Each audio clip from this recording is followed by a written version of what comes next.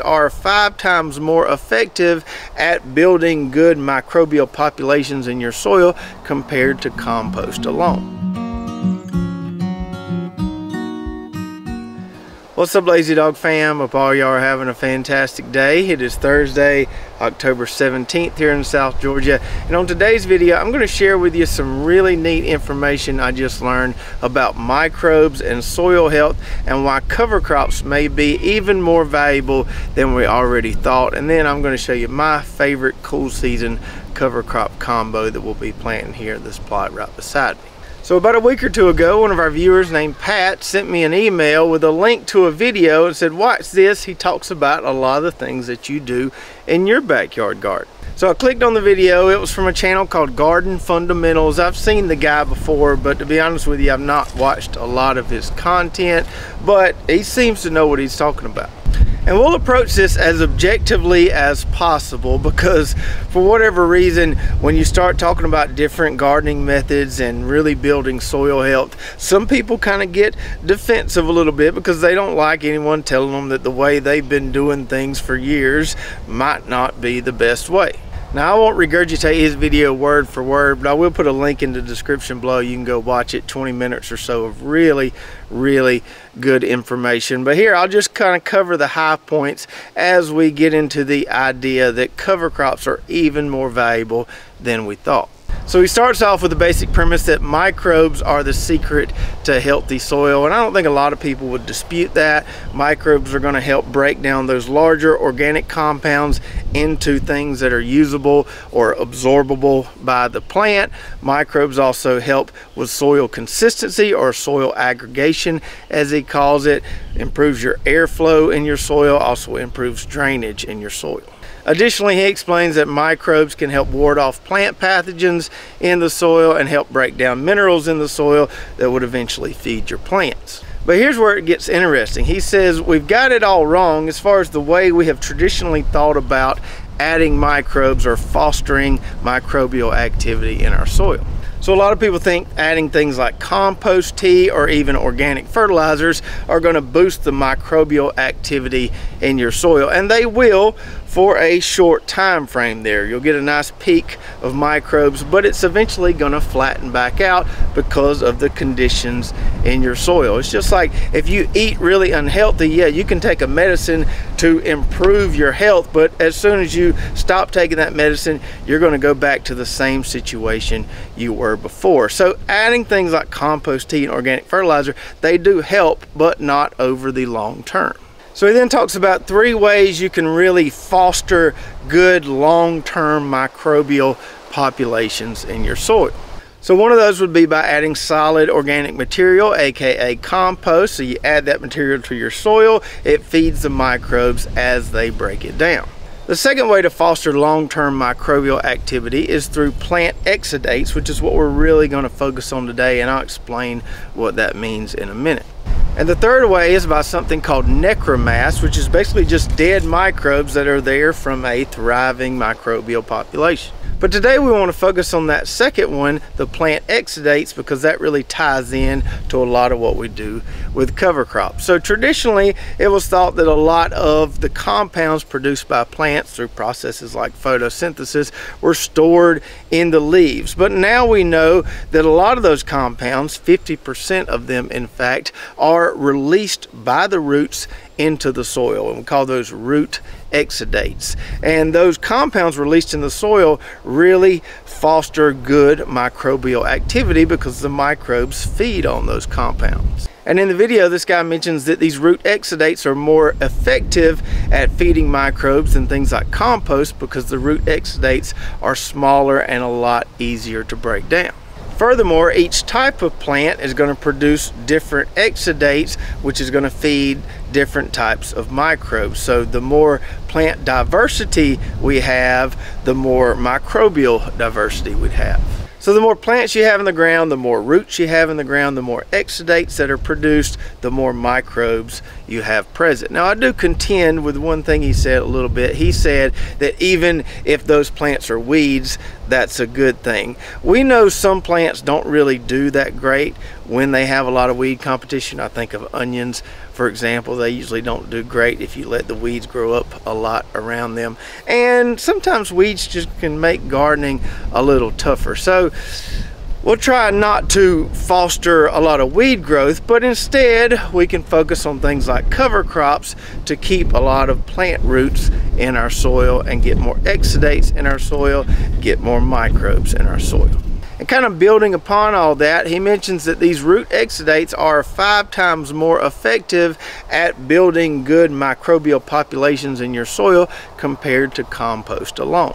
And that kind of makes us think about cover crops a little bit differently. A lot of times we think about the value of cover crops being in that green material above the soil. You know, we can add that back to the soil or use it on the soil as a mulch.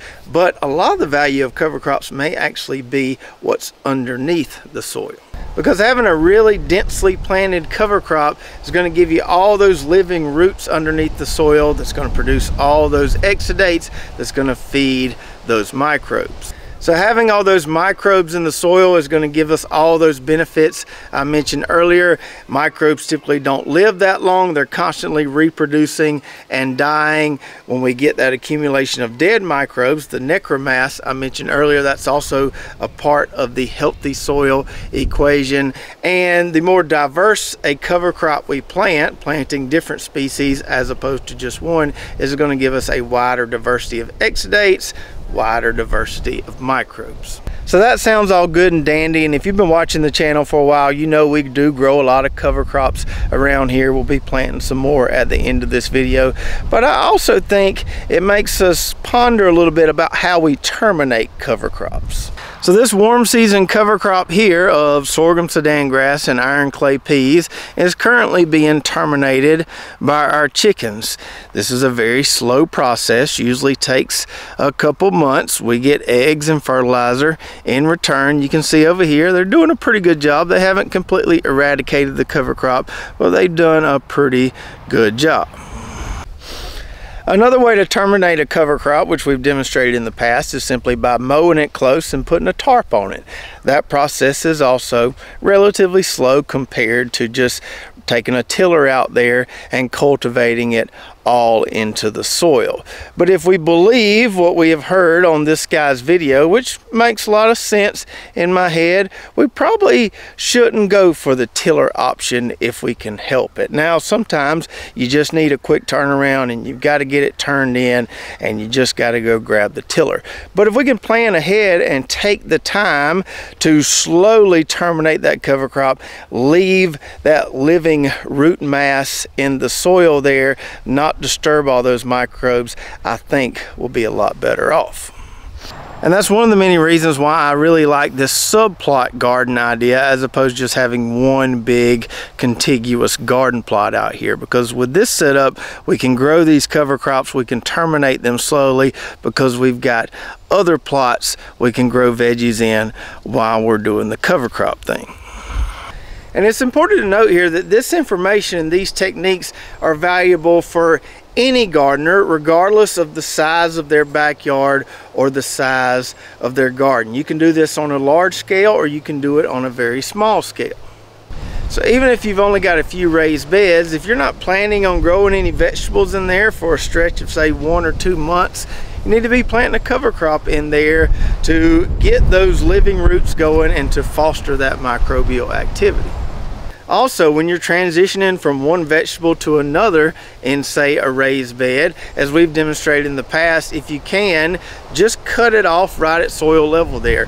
Leave those roots in the soil. Now, you can't always do that depending on what you're planting. Those roots may inhibit your planting a little bit, especially if you're direct seeding. But if you can, leave the roots from the previous crop in the soil. So now let's practice what we preach and get a cool season cover crop planted in this 30 by 35 plot here. Hopefully that will get going and get established. That way when the chickens are done where I showed you earlier, we can move them right over here. So today we're going to be planting my personal favorite cool season cover crop cocktail. We'll start out with some rapeseed. The chickens absolutely love this stuff. And when those leaves get kind of incorporated into the soil a little bit by the chickens, we get some natural biofumigation going on as well. Then we've got 3 nitrogen fixers here. We've got some hairy vetch, we've got some winter peas, and then we've also got some clover. And as I've told you in the past, making combinations like that, getting that nice diversity, is a lot easier in the cool season than it is in the warm season. Because in the warm season, things tend to go to seed a lot quicker, and we got to worry about matching up maturity dates a little bit. We don't want one component of the mix going to seed before the other one really establishes. In the cooler season though, we don't have to worry about things going to seed that much. They just grow and grow and grow. They will eventually try to go to seed when it warms up in the spring, but nothing we really have to worry about during the winter months. So let's make us a little cocktail here. These are seeds that I had left over from last year. They've been in the fridge. Hopefully they still germinate. Now, one very important part of the equation that guy didn't mention on this video is that cover crops will foster even better microbial activity if they are mixed in a dog's bucket. So we're definitely going to do that today. We're going to mix all these seeds up in a dog's bucket, then we'll throw them out on the plot. And I like mixing my own because I can choose the components that go into the mix. I can also control the proportions of each component. For example, this rapeseed here that my chickens really like to eat, I like to go kind of heavy on it. So I'm going to start out with the rapeseed. And we'll probably put more of it in here than we put anything else. Should be good right there. Not a whole lot of peas left in this bag, so we'll go ahead and use all those. Probably won't use all that vetch there, maybe half of it. And then we'll put us some clover in there as well. This is usually the last thing that will really establish some of this clover. It takes a little while to get going, but a lot of times it will start coming through after the chickens have made one round and grazed a lot of that rapeseed and peas and vetch. Then you'll see that clover starting to really thrive. All right, and then we just mix it up with our hand and we're ready to throw it. Now you can't really tell I threw those seeds out there because a lot of them are so tiny, but our bucket there is empty, if that's any proof. Now we just need to go over it with the landscape rake, teeth side down, and smooth it out a little bit, get some nice seed to soil contact. And now that we've got it raked in, once the wind dies down later this afternoon, I'll run this overhead sprinkler, soak it in good, and probably run it for a couple hours over the next, say, 3 or 4 days. Usually that gives us a pretty good cover crop stand. So if you're already using cover crops in your backyard garden, good on you. If you're not, hopefully this video encouraged you to do so. And if you want to learn even more benefits about using cover crops, watch this video right here. We'll go through 8 or 9 additional benefits aside from the root exudate portion we mentioned in this video. So check that out, and we'll see you next time right here at Lazy Dog Farm.